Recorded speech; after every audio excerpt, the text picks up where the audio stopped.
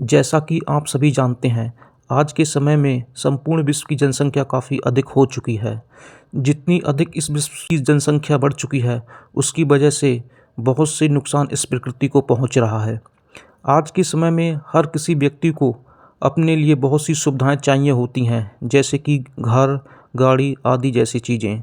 आज के समय में आप सभी को लगभग अधिकतर लोगों के पास उनके वाहन देखने को मिल जाएगा, जिसके कारण वायु भी काफ़ी हद तक प्रदूषित हो चुकी है। इसके साथ ही आप ये भी जानते ही होंगे कि आज के समय में वायु काफ़ी अधिक प्रदूषित हो चुकी है। वायु प्रदूषण विश्व के लिए एक बहुत ही बड़ा खतरा है। आज के समय में हर किसी को इसी प्रदूषित वायु में सांस लेनी पड़ती है। और वायु कितनी प्रदूषित है, इसे नापने के लिए जो इंडेक्स यूज किया जाता है उसे AQI कहते हैं। AQI का full form air quality index होती है, जिसे हिंदी में वायु गुणवत्ता सूचकांक कहा जाता है।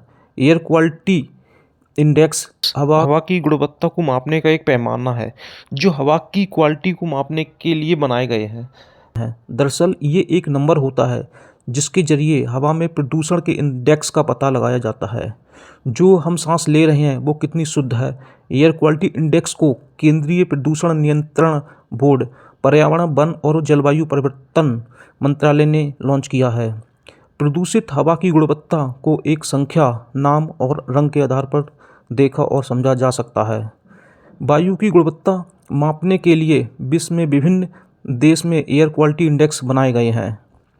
AQI को हवा में मौजूद 8 प्रदूषकों, nitrogen dioxide, sulphur dioxide, carbon monoxide, ozone, ammonia, lead, PM10, PM2.5, इनमें से प्रत्येक प्रदूषक को एक सूत्र के आधार पर तय किया जाता है।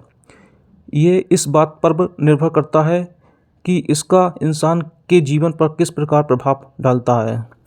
इनमें से सबसे खराब वायु मिश्रित गुणवत्ता के रूप में दिया जाता है, इसलिए इनको 6 अलग अलग कैटेगरी में बांटा गया है, जिनमें अच्छा, संतोषजनक, मध्यम, खराब, बेहद खराब और गंभीर है। इसकी गुणवत्ता के अनुसार एयर क्वालिटी इंडेक्स रैंकिंग अच्छे से बुरे और फिर गंभीर की श्रेणी में आ जाती है।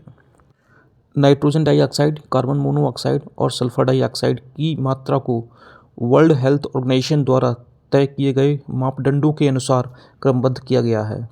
सभी देशों में ये अलग अलग पैमानों से मीजर किया जाता है। भारत में इसे राष्ट्रीय वायु गुणवत्ता सूचकांक कहते हैं, तो मलेशिया में इसे वायु प्रदूषक सूचकांक, कनाडा में वायु गुणवत्ता स्वास्थ्य सूचकांक और सिंगापुर में इसे प्रदूषण मानक सूचकांक का प्रयोग किया जाता है। यहाँ PM की फुल फॉर्म पार्टिकुलेट मैटर है। ये वातावरण में मौजूद ठोस कणों और तरल बूंदों के मिश्रण से बनता है। हवा में मौजूद ये कण इतने सूक्ष्म होते हैं कि आप इसे नंगी आंखों से नहीं देख सकते हैं। इन्हें देखने के लिए आपको इलेक्ट्रॉन माइक्रोस्कोप का उपयोग करना पड़ सकता है। इन्हीं कणों में PM2.5, PM10 मिले होते हैं। दिल्ली जैसे शहरों में वायु प्रदूषण को इतना खतरनाक बनाने में PM2.5 और PM10 कणों की मुख्य भूमिका है। जब इनका स्तर पर्यावरण में मौजूद हवा में बढ़ता है तो लोगों को सांस लेने में दिक्कत, आँखों में जलन जैसी दिक्कतों का सामना करना पड़ता है। अगर आप अपने एंड्रॉयड स्मार्टफोन में एयर क्वालिटी इंडेक्स चेक करना चाहते हैं तो आप इसके लिए गूगल प्ले स्टोर से IQ air visual app download कर सकते हैं। इसका इस्तेमाल करना काफ़ी आसान है। ये एक ऑटोमेटिक आपकी लोकेशन को डिटेक्ट करके आपके आसपास के प्रदूषण लेवल और उसके हिसाब से रैंकिंग को बताता है। साथ ही ये आपको हवा की गति और तापमान की जानकारी भी देता है। देश में 8 पॉल्यूशन कंपोनेंट्स को मिलाकर एयर क्वालिटी इंडेक्स तय किया जाता है। इन 8 प्रदूषकों में PM10, PM2.5, nitrogen dioxide, carbon monoxide आदि शामिल होते हैं।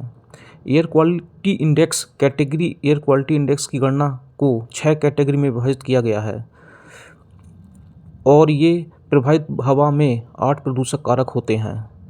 और एयर क्वालिटी इंडेक्स वार्निंग में 0 से 50 के बीच अच्छा होता है और ये वायु प्रदूषण बहुत कम और कोई जोखिम नहीं है। 51 से लेकर 100 के बीच में ये संतोषजनक होता है और कुछ प्रदूषक में बहुत कम संख्या में स्वास्थ्य चिंता का विषय बन सकता है। 101 से लेके 150 के बीच मध्यम होता है। आम जनता को छोड़कर संवेदनशील और बुजुर्ग व्यक्तियों के लिए चिंता का खतरा होता है। 151 से लेके 200 के बीच खराब, सभी वर्ग के लोगों को स्वास्थ्य का खतरा हो सकता है।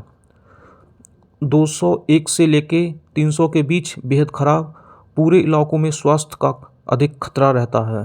301 से लेके 500 के बीच बेहद खतरनाक और हर किसी के लिए गंभीर स्वास्थ्य का खतरा रहता है।